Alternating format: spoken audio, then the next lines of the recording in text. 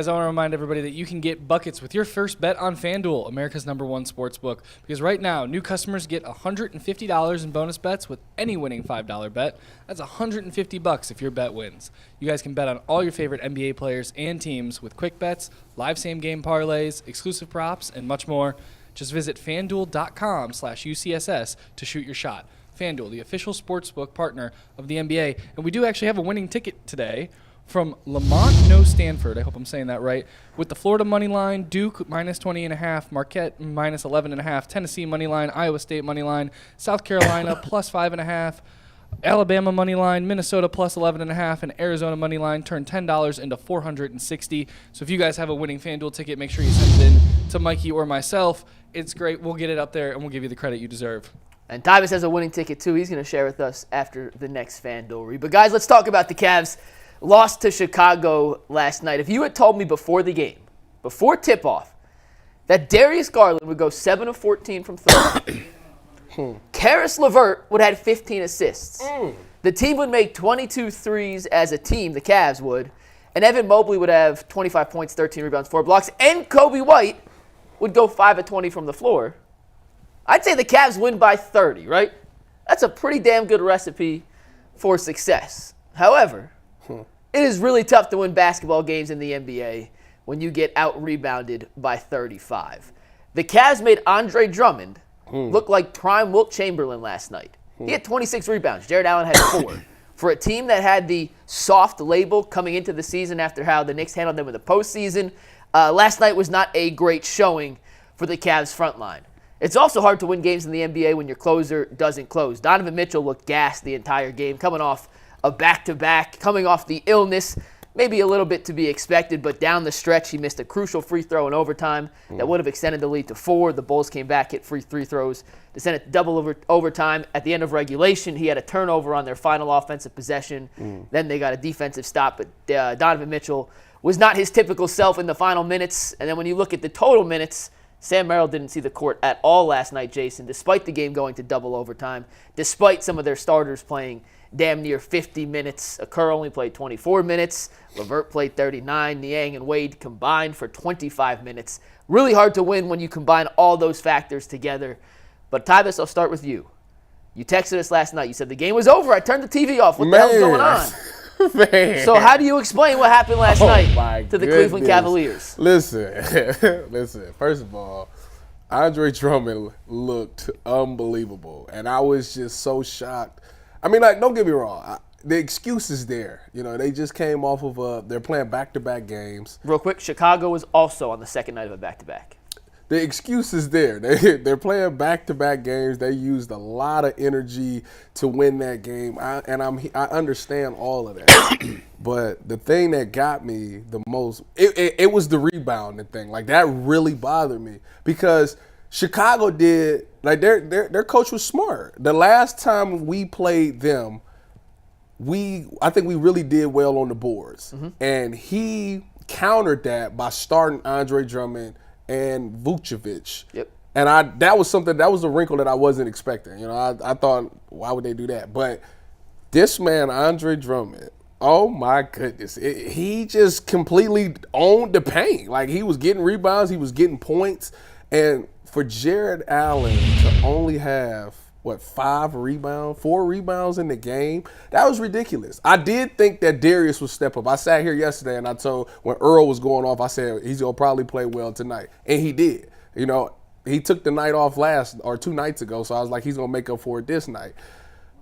But at the end of the day, that paint thing, like, y'all been doing so well. I thought the narrative had changed where you don't get punked in the paint no more. Y'all literally stand up. If you think about last year in the Knicks series, it was Mitchell and Randall dominating the paint. It was the same fashion right here when I watched this game. But like I said, you can say that they was gas, but at some point you got to stand up and make some stops. And then as far as the closing of the game, I can't believe it went into double overtime. Like, I literally – listen, the last thing I seen before I turned it back on was it was like 15 seconds left. Mitchell had just got fouled. I said, oh, that's game. You know, Mitchell going to hit these free throws. I cut it off, walked upstairs, sitting up there talking to the lieutenant.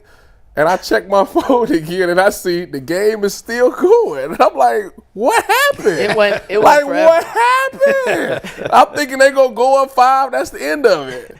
No, you tell me that Jared Allen, of all people, fouls DeMar DeRozan, which, why would you foul a three-point shooter anyway? It's a tough look. It was a tough look. Like, why would you do that? Like, it's just, the fatigue came in and you get lazy and you start doing things that you normally don't do when you're tired. So I'm going to just chalk it up and say that y'all was gassed, but that was a win that y'all should have had. Y'all had so many chances to win that game, and it's like y'all just could not close the game.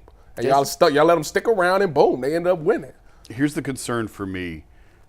The Bulls aren't a very good team, but teams with big physical bigs are going to continue to give the Cavs problems. We saw it last year with Mitchell Robinson in the Knicks series. We've seen it with how – go back and look how Chicago's played the Cavs. First 2 games of the series, they brought Andre Drummond off the bench. He wasn't much of a factor. He was in foul trouble in the first game. Cavs win both games by double figures.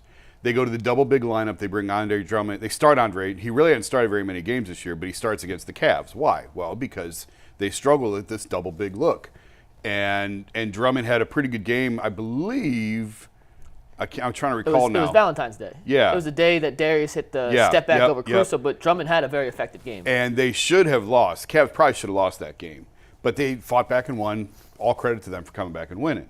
And now here you see last night, again, the Bulls go to Drummond as the starter, and he just demolishes them with 26 rebounds. Teams with big physical bigs are going to give the Cavs problems. It's whether it's regular season, postseason. You know, I don't make too much about the regular season, but trends do matter, and this is a trend. And so it's really going to come down to matchups. And, you know, if it's the Knicks again, if it's, you know, Joel Embiid, I'd certainly put him in that category as someone who could give this team fits. Teams that have those big physical guys in the middle that can push Evan and Jared around are going to give the Cavs problems, and last night was evidence of that. Well, you know, Drummond got a little extra in his tank because Jared Allen essentially replaced Drummond. Yeah, that was the whole thing. Yeah. Those were back in the dark days of the Cavaliers. It's the right move in hindsight. Jared Allen's Of better course than it Andre was, Drummond. right. It's not but not you know, really. Drummond, I'm just telling you, Drummond go every time he played the Cavs and he see Yeah. Jared Allen, he's gonna go at him. Yeah, for sure. I never understood the Drummond move, why they brought him here in the first place. It was I thought they was just trying to help somebody get rid of his contract. Detroit. well, wasn't they it? had cap space. They weren't going to be able to use it anyway else, Yeah. so they just took him on, even though nobody else in the league wanted Drummond at the time at that number. He's a great rebounder. He is, and he always has been a phenomenal rebounder. There are a couple things that stood out last night, and first is they were up 12 with 8 minutes left. And when you're up 12 with 8 minutes left against an inferior opponent, and give the Bulls credit, they played scrappy, they're a tough team, but talent-wise, especially when they have Zach LaVine, Alex Caruso, Alonzo Ball, and Patrick Williams all not in the lineup, there's not a talent comparison there. The Cavs are a far superior team. There's no real excuse to blow a 12-point lead in the final 8 minutes when you're a relatively good free throw shooting team. And the other team, just like you, is in the second night of a back-to-back, but give the Sumu credit. He made a couple tough shots. DeRozan was a monster. But it kind of shows the basketball gods working in favorable ways and unfavorable ways. If you look at the Mavs game and the Bulls game, the Cavs should be 1-1. They just won the game they probably should have lost and lost the game they probably should have won. So at the end of the day, the 1-1 result in this back-to-back is probably accurate in how it should have played out. But you saw against Dallas, Mitchell went shot for shot with Kyrie and Luka in terms of the closing minutes. And then you had Strus, who went 5 for 5 in the last 3.5 minutes as their secondary option when they needed a bucket, a secondary closer. Well, last night, and I'm not crucifying Mitchell, but he was clearly gassed, like clearly on his last legs, coming off the illness, second night of a back-to-back. What did he finish with, 19? I might say 19 points. Yeah, 19 points.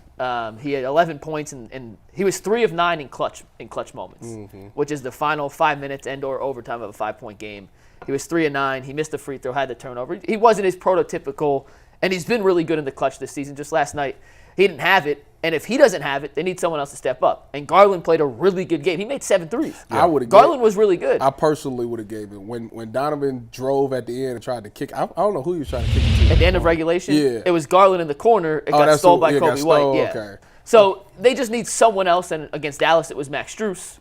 Last night, it could have been Darius or Max or Mobley, who was, Mobley had 25 points himself. He had a really quiet 25, but still scored 25 points. I thought maybe letting Donovan be the decoy and let someone else be the primary closer just because it didn't seem like Donnie had his legs would have been what I went to. But I also think when you're looking at how many minutes the game went to, double overtime obviously, I understand you're trying to get your playoff rotation set, JB, but it's the second night of a back-to-a-back. If there's ever a time to get Sam Merrill some minutes, ever a time to let Dean Wade and Niang play a little more. Granted, you were getting killed on the glass, but hey, it wasn't like Jared Allen was putting up any resistance against Andre Drummond. Could Dean Wade or George Niang really have done any worse in that regard? I would have loved to have seen last night be a time where JB expands the rotation just to keep these guys fresh for the long stretch. Do you think it would have been bad? Because when I seen them do the two big match, I thought to myself, why not go back to the shooting lineup, and make them adjust. And make them adjust. That's kind of how I would have done that, make Drummond chase. Right. Dean Wade like I thought that would have been the perfect thing, but I don't know. It's the regular season. I guess you're still trying to figure things out. You want that to gel. You want to see if they are physical, if they can go up against two guys. But when Vucevic fouled out, I really said it was over. I said, oh, man, let me really cut this thing off, man. When Drummond was in his prime in Detroit, the Cavs got him off the floor in that playoff. When the year they won the championship, they ran him off the floor with all the shooting that they had. Yeah. With Channing Frye and those guys. You can get to lineups, if you have the right personnel, you can get to lineups that makes it very difficult to play somebody like Drummond. But I don't know if this Cavs team fits that person. Dean Wade, you're right, but are you going to put Dean Wade at center? No. Well, he could have been the 4 when they had Vooch and Drummond, because then one of those two has to start chasing somebody around. Well, Mobley would have been the 5. Well, Ivan's got to shoot. Like, you've got to shoot. If you're going to go to that lineup. He will have to shoot. He can. But we talk about the two big, real quick, this is a good point. You talk about the two big lineup and the theoretical advantages playing two bigs, two traditional bigs. Evan Mobley's still a traditional big at this point of his offensive career. The advantages are you should dominate the paint, dominate the boards, and other teams they shouldn't be able to do what Chicago did last night. Mm-hmm. And Evan had a good game. He scored 25 points. Like Evan had a really good game last night. 13, and 4 blocks. Evan played a fantastic game last night. But who had the better front court game? Vooch and Drummond? Or Allen and Mobley? And it's not really close. They had the theoretical advantage of having two bigs, but it didn't materialize to the actual advantages you would think two bigs have. Well, the way we talking about this, it make it seem like it comes back to JB then, because it's like JB, you gotta recognize, and that's the thing. For some odd reason, it always comes back to JB. Like, try it. Like this would be the time to try it. Like, to see if I go up against the Knicks again in the series again, what am I going to do differently this time than I did last time? Let me go out there and try to maybe see if I can get some shooters out there to get them to force them to come out of this. I mean, it's a perfect thing. They got Chicago's big man have the same mentality as the Knicks big man. Like, be physical in the paint. We're tougher than them. Let's get the boards and all of those things. Bully ball, yeah. So this was a perfect test to show that you've learned from your mistakes. And I don't know. I guess he just kind of, maybe he don't trust himself yet, or he don't trust his lineup I don't know. He got to figure that out, though, because you're going to see the Knicks at some point. You said on Tuesday when we did the Ultimate Cavs show, you just want to see JB kind of finalize his rotations for the playoffs. And while I do think big picture-wise over 26 games, that's the right approach, on the second night of a back-to-back, I just don't understand why you couldn't have tried to squeeze I'm a little surprised. A few more minutes for Merrill, and the combination of Niang and Wade only got 25. It was 14 for Niang, 11 for Wade. JB, I think, for the most part, has done a pretty good job this season, but last night I do have some serious questions about why he put such a toll on these guys coming on the second night of a back-to-back with 25 games to go. It just felt unnecessary. No, I agree. And the Sam Merrill thing is weird, too, that he didn't play at all. Like, you got to make shots. When you're going against big lineups like that, you got to make shots. And he's spread them out. Yeah, Merrill, he's a good guy. He's still shooting 40-plus percentage. He hasn't played much, so yeah, the numbers haven't changed. He didn't play against Dallas. He didn't get off the bench last night. Is he a defensive liability? He's not a great defender, but he's not terrible. JB values defense. So. But if you have Mobley and Allen in the game, you can sacrifice a little perimeter defense because you're funneling whoever the opposing guards are into two bigs you feel very confident in defending the rim. That's the advantage of having the two bigs out there. The Heat paid Duncan Robinson, and they sat him on the bench for half a season because he couldn't play defense. But he also wasn't making shots. Sam Merrill's still shooting 42% from the floor. You got something there. I just think JB trusts the veterans, and I'm not defending that because I think at some point you got to trust the kids. And I mean, Sam Merrill's not a kid; he's 27 years old, but he doesn't have the experience that some of these other guys have. And he's gonna revert back and rely on the guys who have been there before. But last night felt like an opportunity to get Merrill some run. But clearly, he's the 10th man. Sam's the 10th man in a 9-man rotation, 8-man rotation. We're going to talk about this tomorrow. So, Tyvis, I want you to hold your thoughts. I just want to ask Jason this real quick. How badly do they miss Tristan Thompson? And could you ever have imagined a world in 2024 where I was saying, holy crap, the Cavs desperately need Tristan Thompson back. He could be. Now, we have to see. I don't mean this. I don't want to make a joke about this. Him we have without to see, that stuff. Yeah, we got to see what he looks like when he comes back. But how many games he got left in the suspension? You know, it's a couple more. Yeah, okay. It's a hand. It's I 5 think or it's 6. mid-March. He's back mid-March. He's got like 5 or 6 games left. Yeah. Okay. He can help in those instances. Like last year, they had no playable bigs in that Knicks series behind Jarrett and Evan. And this year, you would hope with Tristan and Dean, you've got options. I'm not saying they're all going to play in every game. It's all matchup based. It's who's hot. It's when you get into a playoff series, things can change. But at least they have flexibility and some options now that they didn't have last year. And Tristan, depending on the matchup, Tristan could be a big piece for them, for sure. So they have 8 games until Tristan comes back. He comes back on March 16th. You want to know the 8 opponents they play before Tristan comes back? Boston is in there. It's a gauntlet. Their upcoming schedule March really is rough. Tough. Yeah. So here's their whole March. Here's their March schedule up until the 24th. You ready for this? Yeah. They have Detroit on the road tomorrow night. Oh, that's okay. Game you got to win. Then you're home for 2 games back-to-back, New York and Boston. We're going to learn a lot about in that 2 stretch. Hit the road for Atlanta. Then you have a 3-game home stretch. Minnesota, number 1 seed in the West right now. Brooklyn, push over, they're terrible. Then Phoenix comes to town. Then you hit the road and go to New Orleans and Houston and Indiana. And then you play Miami, Minnesota, Miami.